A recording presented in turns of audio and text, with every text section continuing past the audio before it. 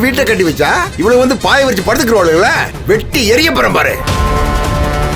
இத்தனை நாள் அவ கைய உடைச்சு போட்டு நான் கூட அவ வெளியே போகணும்னு தான் நினைச்சேன். ஆனா இப்ப சொல்றேன், இவ இங்கதான் இருக்கணும். ஏப்பா ஒரு நிமிஷம் இரு. சரிங்க. ஜனனி என் கூட வா, வாங்கடி.